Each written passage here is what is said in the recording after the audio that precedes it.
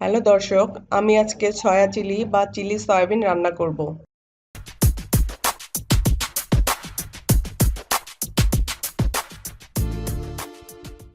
Soya chilli রান্নার জন্য যা যা লাগবে: 150 গ্রাম সয়াবিন। ফুটন্ত পানিতে সয়াবিনগুলো 3-4 মিনিট সিদ্ধ করে নিয়েছি। পেঁয়াজ কুচি 1 কাপ, ক্যাপসিকাম 1 কাপ, এখানে লাল, সবুজ ও হলুদ সব মিলিয়ে 1 কাপ ক্যাপসিকাম নিয়েছি।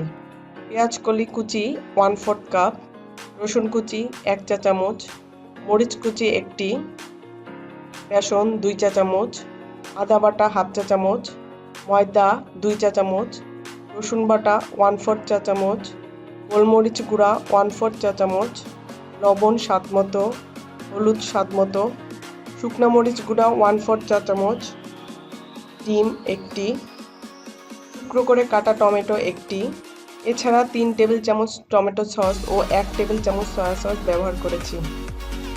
সিদ্ধ করা সয়াবিনের সাথে একে একে 1/4 চা চামচ আদা বাটা, রসুন বাটা, গোলমরিচ গুঁড়া, শুকনো মরিচ গুঁড়া, লবণ ও হলুদ স্বাদ মতো, বেসন, ময়দা ও ডিম দিয়ে ভালো করে মাখতে হবে।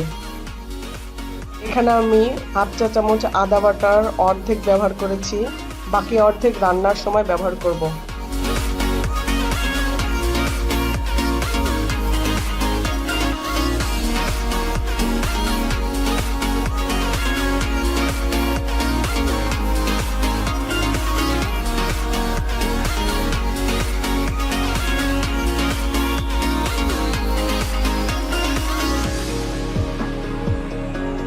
মাখানো সয়াবিনগুলো 15 মিনিট ম্যারিনেটের জন্য রেখে দিতে হবে।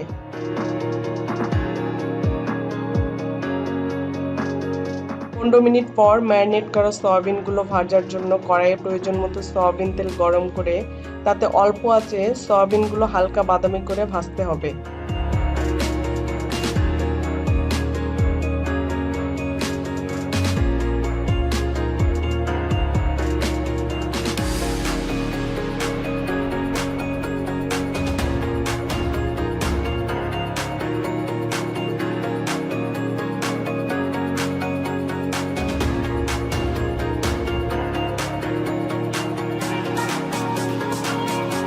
এখন একটি ননস্টিক কড়াইয়ে 5-6 চা চামচ সয়াবিন তেল গরম করে তাতে পেঁয়াজ কুচি বাদামি করে ভাজতে হবে। এখানে আমি সয়াবিন ভাজার পর যে তেল ছিল তা ব্যবহার করেছি।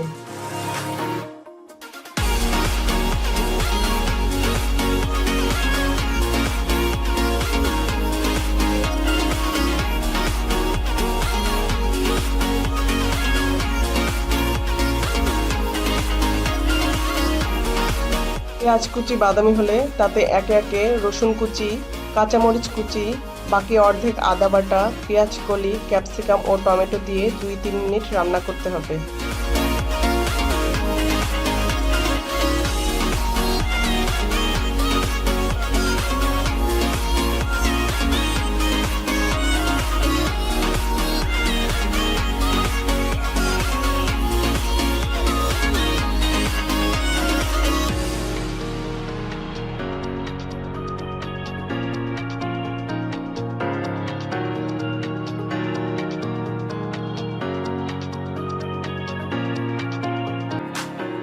দুই 3 মিনিট পর ভাজা সয়াবিন দিয়ে তাতে টমেটো সস ও সয়া সস দিয়ে একটু নেড়ে আরও 2-3 মিনিটের জন্য ঢেকে রান্না করতে হবে। এ সময় চুলার আঁচ একদম কমিয়ে রাখতে হবে।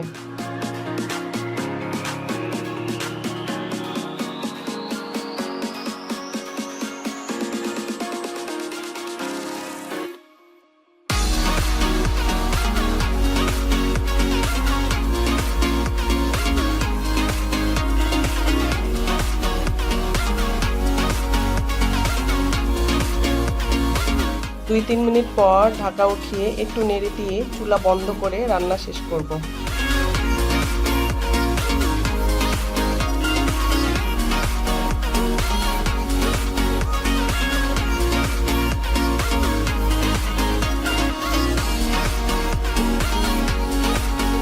তৈরি হয়ে গেল সয়া চিলি বা চিলি সয়াবিন। আমার ভিডিওটি দেখার জন্য ধন্যবাদ। ভিডিওটি ভালো লাগলে অবশ্যই লাইক, শেয়ার এবং সাবস্ক্রাইব করবেন।